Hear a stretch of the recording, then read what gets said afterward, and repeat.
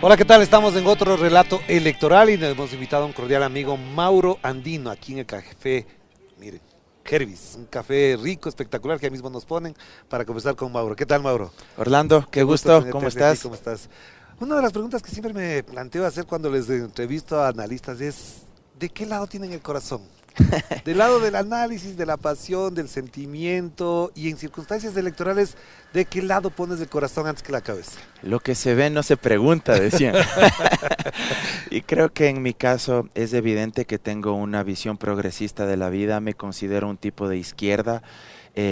Yo creo mucho en luchar por las causas justas, estar a favor del más débil. Creo en la redistribución justa, equitativa de la riqueza. Ujú. Creo en el Estado social, o lo que los europeos denominarían el estado de bienestar. Creo que la gente se merece tener Pues eres de garantizados. izquierda. Sí, sí, sí, soy de ¿Y de qué izquierda. izquierda? Porque hay la izquierda Hay roja, la más extremista. rosa, la más marxista. Claro, claro. Mira, yo creo en una izquierda principalmente que apele por los derechos sociales y económicos, salud pública de calidad, Pero si no educación fuese así, no pública de serías de izquierda calidad. tampoco. Creo mucho en la redistribución de la riqueza, como te decía, que los que más ganen, más impuestos paguen, que los que menos ganan, menos paguen, es decir, en la progresividad fiscal, en la justicia fiscal. Pero, Mauro, tú eres de izquierda, tienes las ideas progresistas, digamos, demócrata, etcétera, etcétera. ¿Qué piensas de la derecha? Porque la derecha vino sustentando su camino, su recorrido desde el año 2009, prácticamente cuando es reelegido Rafael Correa, y desde ahí nace una corriente de derecha a la que se han plegado algunos incluso que se mencionaban progresistas. Ahí quisiera solo para finalizar mi idea anterior, creo mucho en los derechos sexuales y reproductivos, Ujú. en la posibilidad de que la mujer pueda decidir sobre su propio cuerpo, creo firmemente en el aborto libre, por supuesto bajo ciertos parámetros, bajo ciertas circunstancias. Creo que son cuestiones también que deben enarbolar a la izquierda, pero por supuesto siempre anclado, y esta tal vez es mi mayor prioridad, en la causa de los trabajadores. Ya, Creo que eso, de ahí hay que sí. partir, ¿sí? Y respecto de la derecha, a ver, yo creo que hay varias derechas igual, ¿sí? Ujú. Hay una derecha más liberal que en el Ecuador es muy mínima. Sí. Son segmentos muy reducidos que creen en el libre mercado, que son liberales de verdad en materia económica y que también son liberales en materia, por ejemplo, de derechos sexuales y reproductivos, Ya. ¿sí?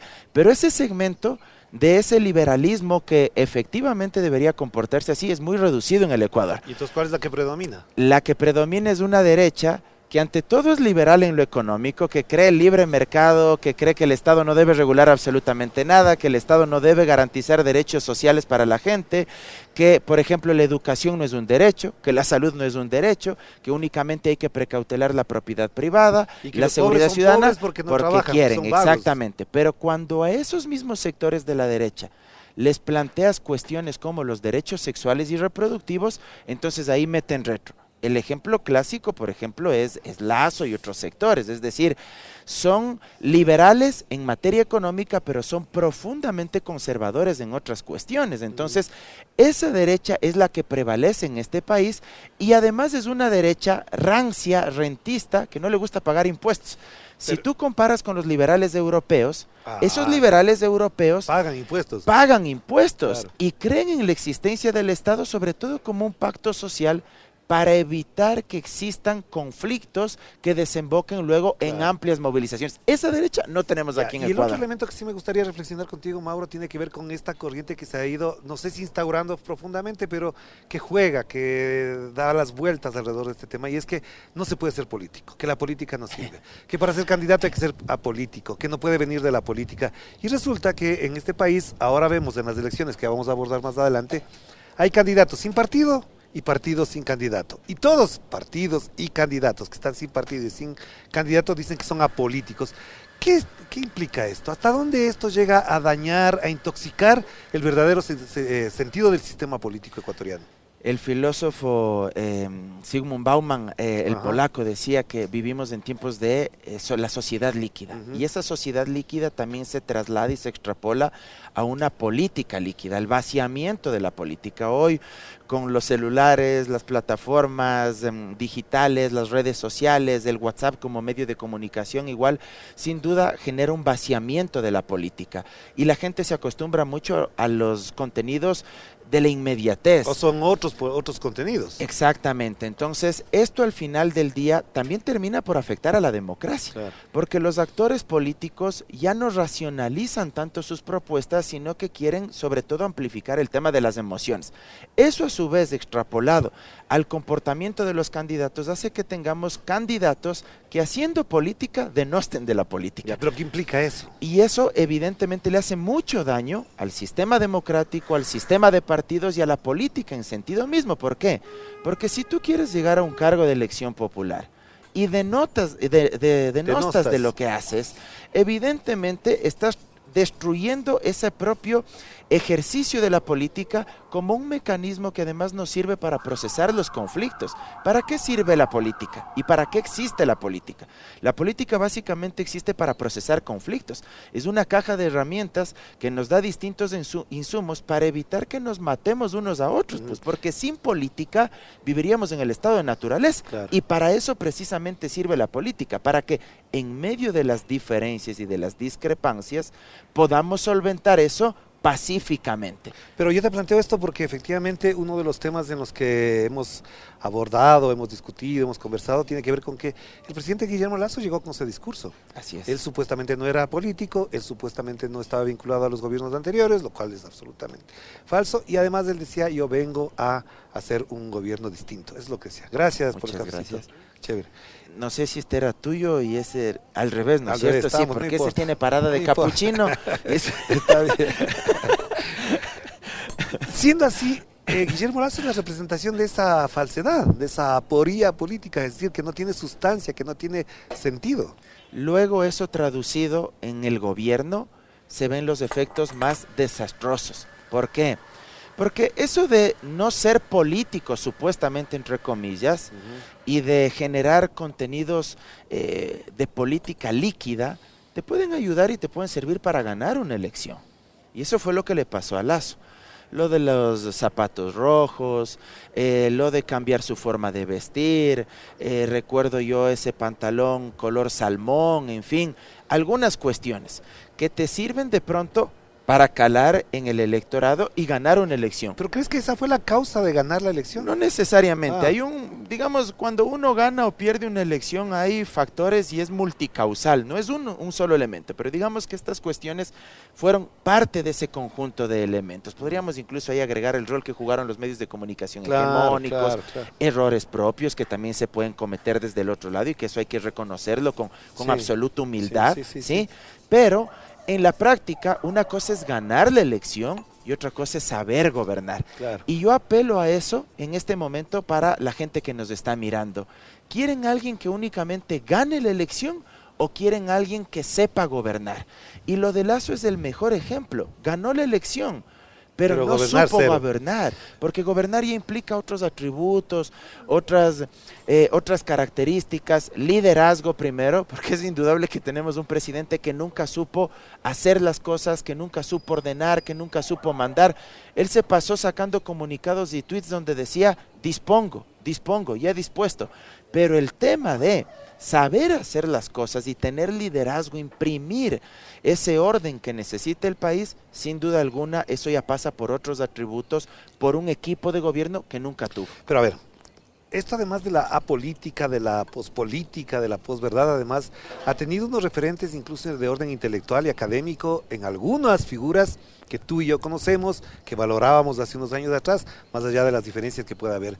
Estos académicos, estos periodistas, estos analistas, han ido construyendo incluso el relato de que la política es mala, de que el progresismo es tóxico porque hace política, en el mejor sentido de la palabra. ¿De qué manera yo afirmo, normalmente cuando me preguntan estas cosas, esta gente se enajenó? ¿Crees que es gratuito? ¿Que lo hicieron por convicción propia? ¿O qué pasó en la sociedad para que estos personajes de reconocimiento intelectual, académico, filosófico, incluso, llegaran a coincidir con un personaje que de académico, filosófico y político no tenía nada?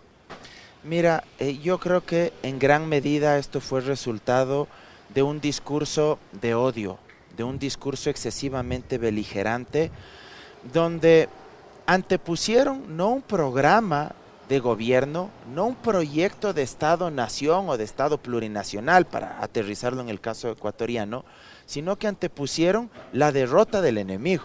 la derrota del adversario político. Ya. Es decir, no les importaba si había o no programa de gobierno para los próximos 4 años. Lo que les importaba era derrotar a Correa y a los candidatos de Correa. Ya. Y eso en la práctica nos ha pasado una factura enorme. Y hoy empiezan a jugar bajo la misma estrategia. A mí no me sorprendería que durante estos cerca de 15 días de campaña que quedan, empiecen a jugar bajo esta lógica nuevamente del voto útil. Es decir, que migre el voto de aquellos que están en tercero, cuarto, quinto lugar, tratar de seducir para que migre al candidato que está segundo.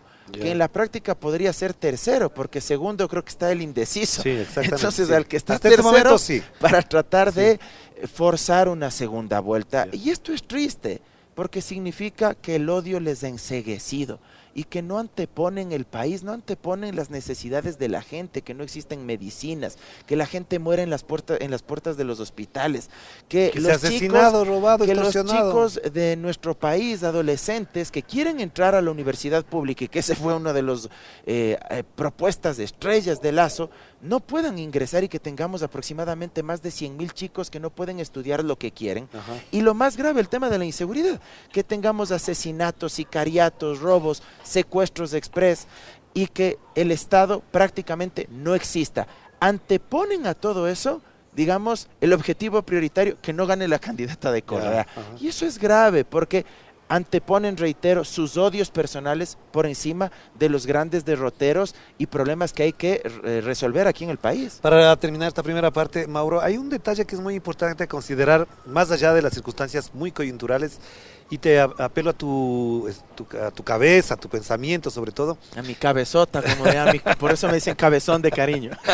¿Qué cambió en la sociedad ecuatoriana desde el 17 para acá? Tomando en cuenta que en el intermedio hubo una pandemia, que ganó las elecciones Lazo, que la derecha se instauró como un poder absoluto, casi hegemónico, autoritario y totalitario en algunos casos. ¿Qué pasó en la sociedad del 17 para acá? Mira, yo creo que hubo una recomposición y una rearticulación casi hegemónica de los actores políticos conservadores del centro hacia la derecha, ¿sí? O de centro derecha y de bien de derecha, ¿Ya? a tal punto que tú empiezas a ver en ciudades como Quito, que en el pasado eran ciudades bastante progresistas. Claro. Aquí ganaba la izquierda democrática, Ganaba la izquierda Revolución democrática, Ciudadana. que con una posición socialdemócrata, tal vez no tan de izquierda, pero socialdemócrata, con posiciones o con propuestas progresistas, ¿sí? Y ganó la Revolución Ciudadana, Claro. la Revolución Ciudadana tuvo alcalde de Quito con Augusto Barrera, hubo prefecto en esa época igual, pero de pronto tú observas desde el 2017 para acá una recomposición de esas fuerzas, tal vez las más reaccionarias, y ahí apuntaladas con distintos actores y segmentos, lo que varios autores más marxistas desde la teoría crítica llamaban los aparatos ideológicos del Ajá, Estado. ajá. Y estos aparatos ideológicos del Estado, Althusser era uno de los que hablaba de eso, empezaron a desplegar todos sus tentáculos Ujú. en la sociedad. ¿Para qué? Para construir relatos, para posicionar marcos mentales de que el enemigo es la izquierda, de que el enemigo es el progresismo, de que el progresismo es sinónimo solo de corrupción, de que el progresismo es sinónimo de autoritarismo y de que los servicios públicos, y esto, ojo, tal vez es el mayor daño que le han hecho al país, de que lo público no vale, Claro, de que lo público claro. no sirve, pero para un pepino. Y bajo ese esquema empezaron a instalar esos marcos mentales y se aliaron, porque mira, en el gobierno de Moreno, si Moreno resistió y terminó el gobierno, es porque hubo todo un andamiaje con los aparatos ideológicos y de otro lado, los aparatos represivos del Estado. Claro, claro. Fuerzas Armadas, Policía Nacional, que al mismo tiempo de ser aparatos represivos se convirtieron también en aparatos ideológicos, Ujú. porque aunque ellos digan que no son deliberantes, mira, empezaron a reproducir ideología. O sea, eso es evidente. Por eso tienes tú actores en su momento como Osvaldo Jarrín, como ministro de Defensa, tuviste actores como Patricio Carrillo, como ministro del Interior, la misma María Paula Romo, que adoctrinaron e ideologizaron también a los aparatos represivos del Estado, lo que se acusaba al progresismo de que Claro, supuestamente claro, se claro. buscaba hacer con Fuerzas Armadas y Policía Nacional, lo terminaron haciendo eso. Reprimieron, cerraron radios, atacaron periodistas, pinchaban teléfonos. Y reproducían ideología, que es lo Claro. más importante, porque digamos, ejemplos al granel. Cuando María Paula Romo dice, hemos encontrado, no recuerdo bien, 40 venezolanos que estaban detrás de las protestas de octubre del 2019, eso es construir ideología y es reproducirlo, amplificado con los medios hegemónicos. Eso te da cuenta de todo el esquema y de toda la estrategia que tenían en mente. Eso fue permeando. Claro. Eso fue permeando en sectores como Quito, como Pichincha, en la sierra ecuatoriana, en los sectores más politizados, y se empezaron a volver más reaccionarios. O sea, si tú le escuchas a Osvaldo Hurtado, ahora por ejemplo, Osvaldo Hurtado en la década de los 80 era catalogado casi que como comunista. O sea, hay que Febres Cordero lo decía comunista. A él y a Jaime Roldós les acusaban de ser comunistas. Claro. Hoy escuchas a Osvaldo Hurtado y es el Osvaldo Hurtado más reaccionario, más de extrema derecha que tú puedes leer y tú puedes negándose escuchar. Su propio libro, El Poder Político en el Ecuador, que ha hecho 18 ediciones y en la última cambió conceptos que estaban en el primero, además. Absolutamente, y hoy aliado con estas entidades internacionales como Atlas Network, que es un tanque de pensamiento que además penetra muchísimo en redes Ecuador sociales. Libre, que es su expresión aquí. Sí, Ecuador Libre de Lazo, pero anclados con actores internacionales como el mismo Vargas Llosa, que el mismo tránsito, la misma mutación, en su momento Vargas Llosa de izquierda y ahora Vargas Llosa anclado con Aznar, con Abascal allá de Vox en España. Es todo un entramado incluso a nivel internacional, del auge de la extrema derecha, con vínculos con Donald Trump en Estados Unidos, con vínculos con Steve Bannon a nivel internacional, y que eso, aunque uno lo veía lejano, créeme, empieza a permear aquí en el Ecuador, y tienes ahí sí candidatos como Villavicencio. Sonnenholzner firmó la famosa Carta de Madrid, Pedro Freile, es decir, es todo un aparataje internacional, pero también aterrizado aquí. Quiero cerrar esta primera parte con una pregunta que es clave y que no se ha abordado en los medios de comunicación. En la campaña del 2021, como en la del 2017, uno de los elementos de mayor penetración en la conciencia, en la definición electoral, fue que íbamos camino a Venezuela. Ese fue la utilización de la figura de Venezuela como arma política. Hoy ha desaparecido de la escena, quizás porque efectivamente estamos peor que Venezuela en su momento, en el 2015, cuando empezó el ataque. Y digo porque además ahora se ve a Venezuela boyante, saliendo de los problemas, con el bloqueo, etcétera, pero ya no está el recurso muy perverso de Venezuela. Y ahora parecería que no tienen argumento para eso. ¿A quién vamos a hacer? ¿Cómo vamos a hacer? Ya no tienen cómo atacar. Y ahora dicen que vamos a hacer como Petro. ¿Cómo miras estos cambios de ropaje de los de la derecha para instaurar mensajes de esta naturaleza en el electorado? Son narrativas, parte de la disputa y de la batalla electoral para tratar de construir imaginarios que se posicionen en la mente de la gente. Con xenofobia pura, ¿no? En su momento fue lo de Venezuela, fue lo de Cuba. En lo personal, yo tengo varias críticas con Venezuela, pero eso no significa tampoco que yo deje de reconocer que el bloqueo brutal, salvaje, al que le sometió Estados Unidos, la misma Unión Europea, no produzca los resultados catastróficos que también ha producido. Si le aplicaran a este país estaríamos hecho pedazos. Y hay actores políticos relevantes que no son marxistas, que tienen más bien una visión política socialdemócrata, como José Luis Rodríguez Zapatero en España, del PSOE, que han reconocido lo que yo también estoy diciendo. O sea, hay que matizar las cosas. Pero en su momento, claro, demonizaron a Venezuela, lo de Cuba y lo instalaron acá. Como Lazo resultó ser un gobernante peor que los que han tenido Haití, poco más, que es el país más pobre de América Latina, indudablemente se les cae esa narrativa, porque no es que nos convirtieron en Venezuela, nos están llevando a convertirnos en Haití, nos están llevando a convertirnos en Sinaloa, en México, y en la Colombia de la década de los 80. Sí, así es. Y creo que ahí una crítica constructiva que quisiera plantear: a la izquierda y al progresismo le ha faltado mayor creatividad discursiva para desmontar estos bulos que llaman los españoles, para desmontar estas narrativas. Si nos dicen, vamos a hacer Venezuela, uno también podría decirles, con ustedes vamos a hacer la capitalista Haití, pues porque Haití no es socialista ni comunista. Vamos a hacer la capitalista Colombia de Duque, con millones de pobres, de desaparecidos y de falsos positivos, asesinatos a dirigentes sociales. O sea,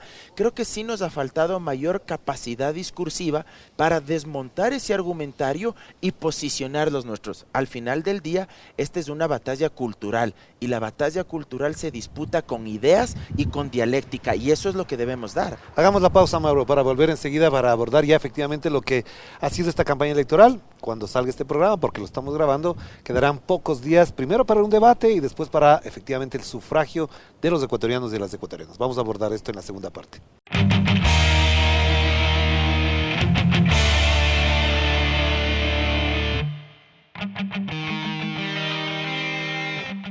Estamos de vuelta aquí en otro relato electoral, seguimos conversando con Mauro Andino. Mauro, ¿qué caracteriza esta campaña? ¿Cómo la has visto en estos pocos días, semanas quizás de campaña electoral? El 16 de mayo se decretó la muerte cruzada y de ahí para acá hemos venido una campaña un poco inédita, para decir la manera. ¿Qué caracteriza profundamente a esta campaña? Creo que hay que matizarla y hay que dividirla entre varios actores. Ya. Así brevemente, creo que es indudable que la Revolución Ciudadana, por su estructura, por su organización, además vienen con el fuelle y la motivación de haber ganado las seccionales en las principales ciudades del país, le dio un impulso y un punto de arranque muy diferente al resto, es decir, salió con ventaja en términos de una carrera Porque atlética. venía con la inercia del... Exactamente, Claro, sí. Entonces fue como una campaña permanente de alguna manera. Además, creo que se capitalizó lo del juicio político, porque al final del día, quien luchó, quien se fajó para lograr que estemos en estas elecciones anticipadas, fue la Revolución Ciudadana con su bloque de asambleístas para forzar, si tú quieres, a que Lasso, disuelva la asamblea y encontremos un cauce y una válvula de escape democrática para que esto se pacifique y Lasso se vaya a la casa. Eso le da ventaja. Ahora, el resto de candidaturas, yo creo que Sonnenholzner es el que mejor ha tratado de comunicar, de plasmar su mensaje, le veo en una onda mucho más conciliadora, creo que él sí ha tratado de alejarse de esta lógica del correísmo versus del anticorreísmo. Pero esta es la mano de Jaime Durán. Es probablemente, no sé si él está asesorando, pero... Parece, sí, pero me parece que él inteligentemente trata de alejarse de eso porque las encuestas ya han dicho que hay un porcentaje importante que no le importa esto del correísmo, anticorreísmo. Y creo que Sonnenholzner pretende ser el candidato de la clase media. Esa es la lectura que yo tengo. En el resto, de Villavicencio, de nuestro gran amigo, no sé. ¿Qué podemos ¿Será decir? tu amigo? Entre comillas. Él sigue anclado en esta lógica de capitalizar el voto anticorreísta. O sea, él no sale de eso y ahí yo sí lo digo abiertamente. ¿Qué te puede ofrecer un tipo que no sabe absolutamente nada en materia de políticas públicas sobre seguridad, sobre salud, sobre educación? Porque su lenguaje es únicamente denunciar y atacar. Y además con denuncias falsas, ¿no? La mayoría. Exactamente. Sí. Entonces, mira, con documentos forjados. Yo les invito a la gente a que haga una reflexión. ¿Será un buen presidente alguien que únicamente toda su vida ha denunciado cosas? ¿O será un mal presidente alguien que jamás te ha hablado de política pública? ¿Qué va a hacer en salud? El señor no es experto en ningún área del sector social, no es experto en materia de seguridad, pero él trata, digamos, de alimentarse de ese voto aún significativo, tal vez ya no amplio, pero significativo del anticorreísmo. Veamos si le alcanza, ¿sí? Pero a ver, siendo así, en ese modo general de tratar las cosas, esta campaña ha estado marcada sobre todo por el discurso de la seguridad. Correcto. Y uno escucha a un solo candidato que no diga eso, es decir, pero al mismo tiempo algunos han querido imitar a Bukele, el señor Jan Topi, con su figura, con su supuesta capacidad de guerra que tiene, etcétera, etcétera. Pero Bukele les ha dado el viraje completo con las últimas declaraciones que ha hecho, es decir, no se trata solamente de meter presos, sino de hacer políticas públicas, etcétera, etcétera, a pesar de que en algunas cosas no coincidiremos con él. El modelo Bukele se les agotó a los candidatos que estaban atrás de esa imagen, que incluso el señor Freire se fue a tomar fotos, el señor Villavicencio hacer trucados, trucan la foto y le ponen al lado de Bukele. Sí. ¿Por qué? ¿Qué pasó? Mira, lo que pasa es que no se necesita ser un erudito en materia de seguridad pública, simplemente haber leído, investigado algo, para entender que hay dos patas muy grandes para tratar de reducir la inseguridad y la criminalidad. Por un lado, efectivamente, perseguir el delito y a los delincuentes, ser fuertes contra los fuertes y no fuertes solo contra los débiles, ¿sí? Y para eso necesitas fortalecer las capacidades institucionales de la policía, en fin. Pero de otra parte, ejecutar política pública en materia social, pero ¿de dónde se alimenta el crimen organizado? De la pobreza y de la pobreza extrema, es así de simple. Si no hay educación, si no hay salud, si no hay comida, si no hay vivienda, si no hay trabajo y salario digno, si no hay crédito para que puedan emprender los medianos y pequeños productores, las pymes, evidentemente va a haber desempleo y el desempleo te conduce a su vez a alimentar los índices de inseguridad. Más de 1.000 jóvenes de entre 15 y 17 años se vincularon a los grupos de sicariato saliendo del colegio, se fueron del colegio. La provincia con mayor deserción escolar de este país, ¿cuál es? Esmeraldas. ¿Cuántas personas están padeciendo hambre en el Ecuador? Según la FAO, organismo adscrito a Naciones Unidas, más de 2,5 millones de ecuatorianos comen una vez al día. Una vez al día. Hay más de 6 millones de ecuatorianos viviendo en condiciones de pobreza y extrema pobreza. $2.80 al día y otros, en el peor de los casos, $1.40 al día. 200,000 personas que se fueron del país. Por la selva del Darién, en fin, o sea, hay un montón de circunstancias y en eso creo que la Revolución Ciudadana saca ventaja y de largo, porque por un lado en materia de seguridad se hicieron muy bien las cosas a nivel de perseguir el delito y de prevenir el delito, de desarticular las bandas del crimen organizado, y de otra parte en materia de políticas sociales. El Banco Mundial, la CEPAL, en el año 2017 reconocieron que todos estos programas sociales, también con errores, porque no vamos a decir que todo ha sido perfecto, pero que con las virtudes que existieron, se lograron sacar más de 2,5 millones de ecuatorianos de la situación de pobreza, extrema pobreza. Datos, no relatos, o sea, no lo estoy diciendo yo. Por eso te pregunto, entonces, ahí se explica lo que están diciendo las encuestas, los sondeos de opinión. Luisa González estaría en voto válido superando ya el 40%, algunos lo señalan así. No quiero entrar en detalles porque efectivamente esto puede variar de un momento a otro, pero ella saca más de 20 puntos con respecto a su inmediato seguidor. Es lo que tú mencionabas, en segundo lugar estarían los indecisos hasta ahora. Así es. Pero si fuese cierto que tiene más de 40% Luisa González, Otto Sonnenhösner tendría menos de 20, es decir, entre 16 y 17. ¿Qué implica esta gran diferencia? ¿Hasta dónde puede significar, primero, que las encuestas sean reales, segundo, que esto está expresando una situación muy concreta de la realidad de los ecuatorianos? Sin pretender tampoco desanimar a la gente de la Revolución Ciudadana, porque además mi posición es pública, yo voy a votar por Luisa, eso es indiscutible, pero sí pediría ahí tal vez un poquito de prudencia.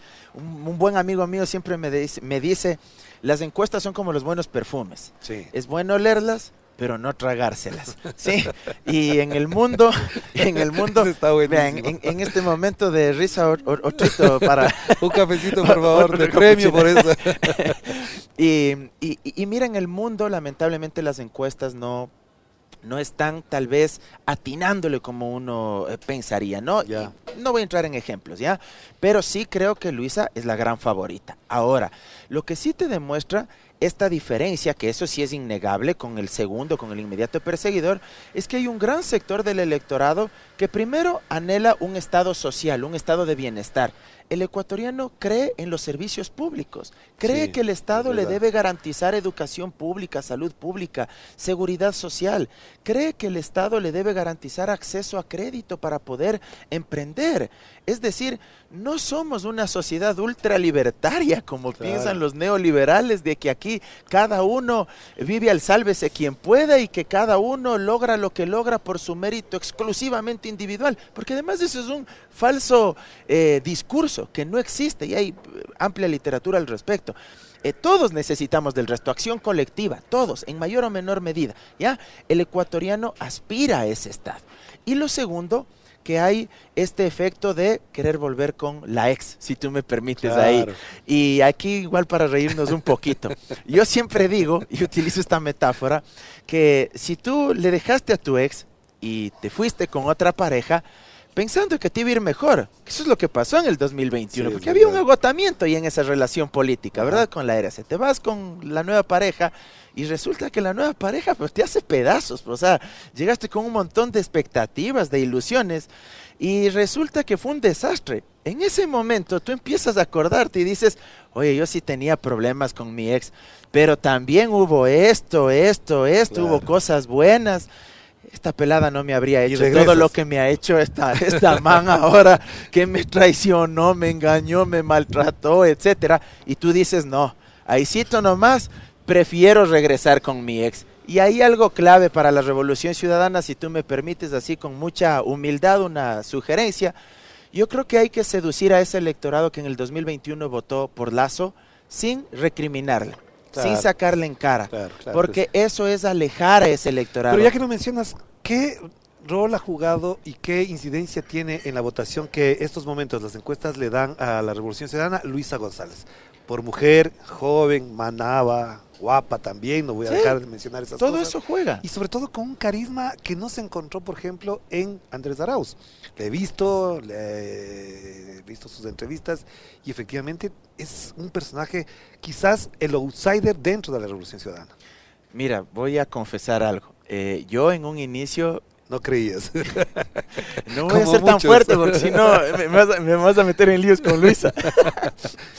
Mira, yo en un inicio sí tenía algunas dudas. Te soy honesto. Y no porque Luisa sea una mala persona ni nada que se le parezca. Yo tuve la oportunidad de conocerla en la asamblea. Así es. Incluso alguna vez tuvo la gentileza de invitarme a un foro con el colectivo que ella tenía, pero sí tenía algunas dudas, sobre todo porque sus niveles de conocimiento ante la opinión pública no eran demasiado Claro, era elevados. desconocida. No claro. era una asambleísta de las más visibles, ¿sí?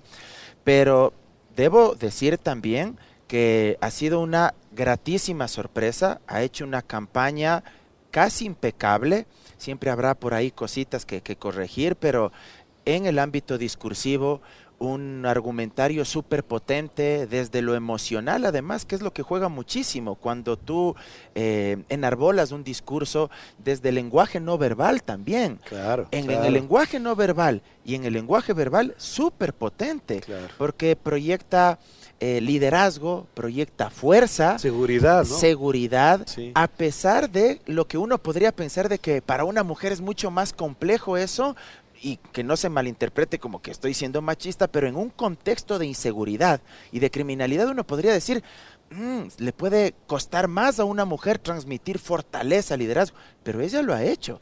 Y le he visto ir a medios de comunicación incluso adversos, y eso me ha gustado, Ya. porque eso no ha acostumbrado la RC, y yo ahí sí felicito. Yo le vi el otro día con Gisela Bayona, y me gustó, o sea, me encantó que haya ido allá. Yo soy de los que firmemente cree que uno no solo debe ir donde los medios amigos o aliados, sino también donde los medios adversos, porque si le va No, pero bien... algunos no se merecen ir, perdonarás. Ya, bueno, puede Eso ser. sí te voy a decir con Puede claridad. ser, puede Yo diría ser. algunos que han maltratado, que han estigmatizado, que han injuriado, que han ofendido y sobre todo que han hostigado a Bueno, determinadas por figuras. ejemplo, te digo, donde Carlos Vera yo no iría. No, ¿ya? no hay por qué ejemplo, darle ya, por ejemplo, mérito, ya, ningún mérito. ya. Pero mira, fue a donde Gisela Bayona, una radio de derecha. ¿Y ella? Y ella también, ¿ya?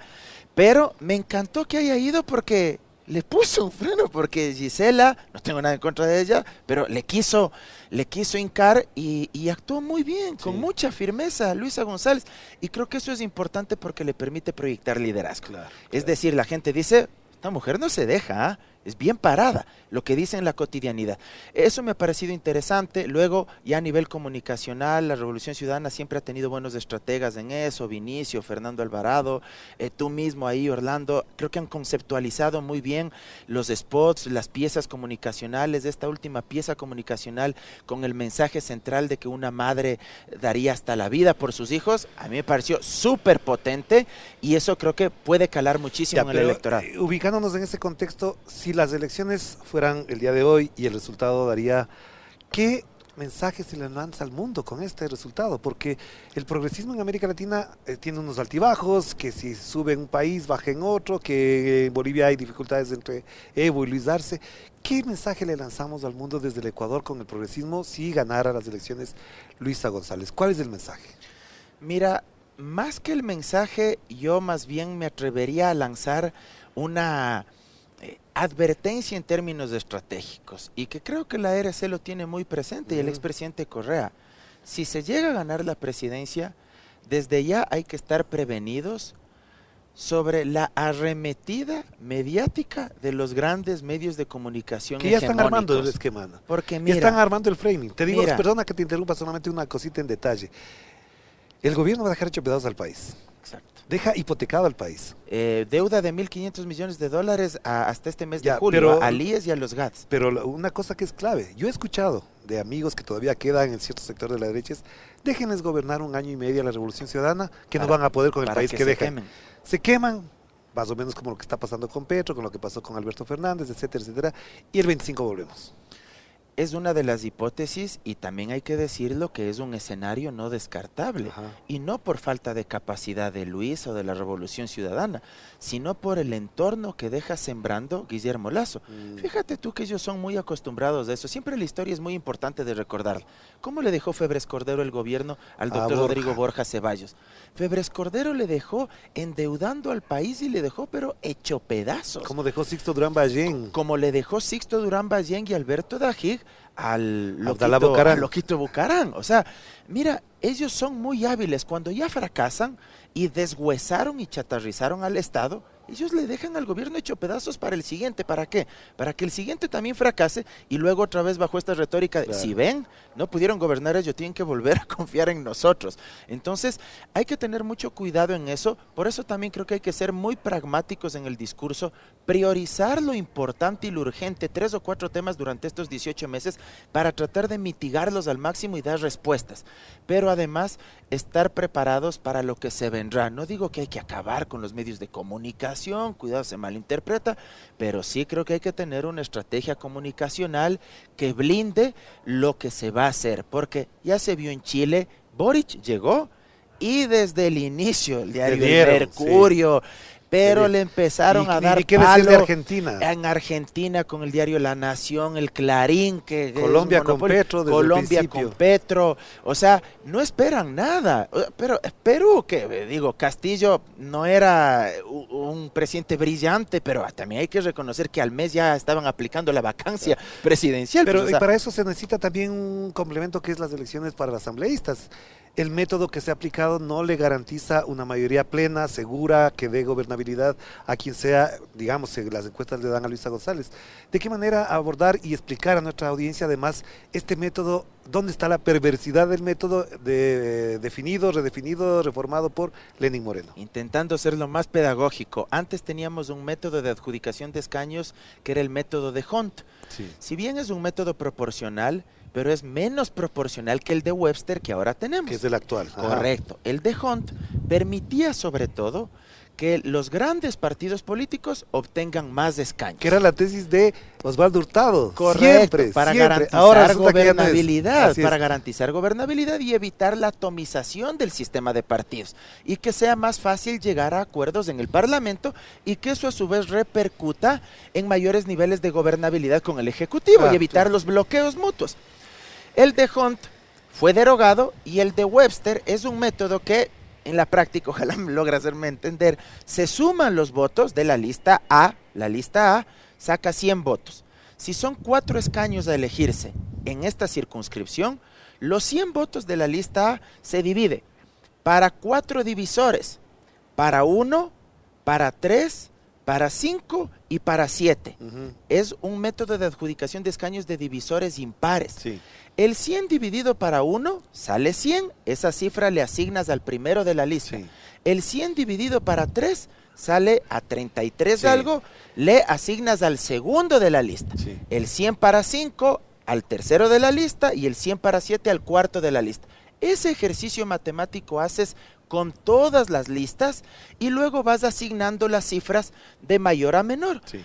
Las 4 cifras más altas son las 4 cifras que se adjudican los 4 aunque escaños. El cuarto tenga menos votación que el primero, segundo de la lista contraria. No, porque los escaños se asignan en el orden de los que están en la lista, porque ahora, y este es el otro elemento importante, ya no se vota entre listas. Ahora la gente debe saber, se vota por lista cerrada, en plancha. Ya no puede votar usted hasta por 4 candidatos de distintos partidos o movimientos. ¿Pero qué implica eso ahorita? ¿Qué implica, según lo que estamos viendo en el panorama, dadas las características de la composición electoral? Es decir, la Revolución Ciudadana podría tener una gran mayoría, pero por la adjudicación de escaños no tendría la mayoría absoluta. Correcto. Mi hipótesis es que si en el 2021 con condiciones políticas más adversas, la RC sacó 48 asambleístas.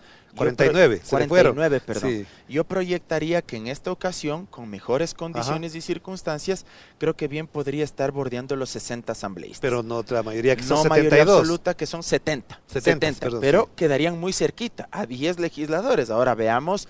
Y ahí para llegar a tener 70, ¿qué haría falta?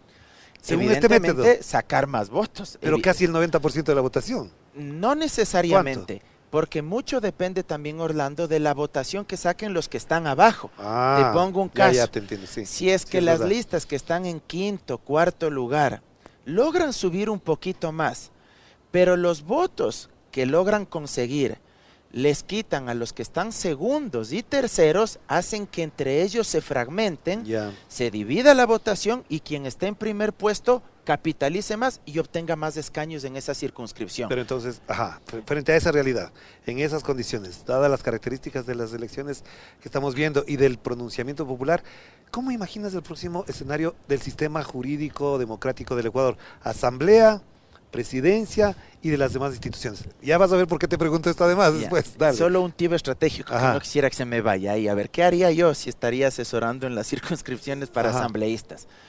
No siempre ganar más votos te va a hacer que tú ganes más escaños. Tal vez con lo que tú ya tienes de este rato, no vas a poder subir eso. Pero lo que sí puedes hacer es que los que están en quinto y cuarto puesto suban un poco más.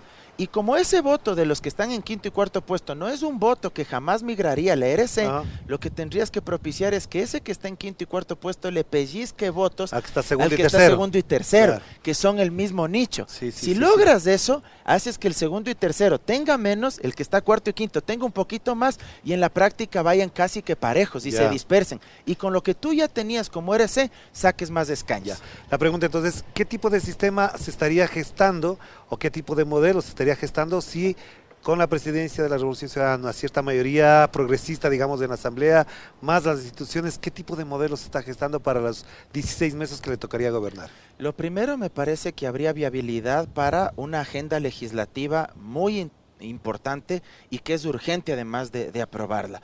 Por ejemplo, desmontar una serie de normativas y de leyes perversas que se han venido aprobando desde la época de Lenín Moreno, ahora en el gobierno de Lazo.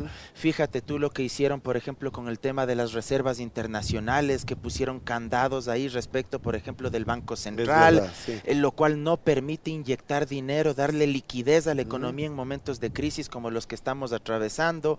Me parece que es urgente también aprobar una ley de reestructuración, no empresarial como la que buscó Lazo, metiendo por debajo normas que violaban los derechos de los trabajadores, y por eso la Corte le rechazó, pero sí leyes de reestructuración de créditos para las medianas y pequeñas pymes, que son además las que generan varios estudios, los más modestos dicen que al menos el 70% de fuentes de empleo en el país las generan las medianas y pequeñas empresas. Pero te pregunto esto, porque ya nos queda poquísimo tiempo, con todo esto que me acabas de mencionar, ¿hace falta una asamblea constituyente? ¿Crees que están dadas las condiciones para una asamblea constituyente que va a ser prácticamente el debate posterior a la posesión? Ahí te digo abiertamente, yo creo que no va a haber condiciones políticas ni jurídicas para eso.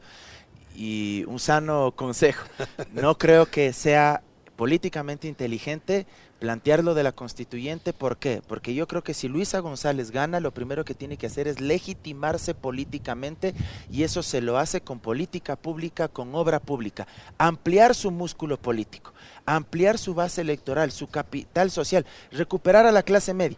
Si tú de entrada, ganando la presidencia, planteas la constituyente, la gente te va a decir, oiga, es que a mí la constituyente no me interesa, nada. A mí eso no me resuelve los problemas, yo quiero que usted me resuelva la falta de medicinas, la inseguridad, la falta de trabajo.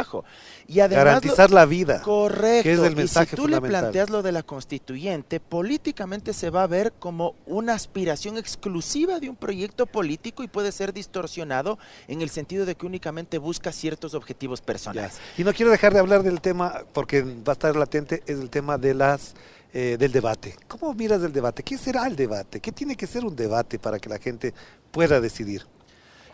Creo que el debate va a influir bastante en esta campaña, sobre todo porque ha sido muy corta, pero más que el debate, porque la gente no consume todo el debate. Tal vez vea una mitad. Pero el sector político. Correcto, que hace los que estamos más politizados ahí, enfermos por la política ahí. Pero sobre todo creo que va a influir el post-debate. Recuerda la experiencia de Andrés Arauz versus Guillermo Lasso. El post-debate es clave.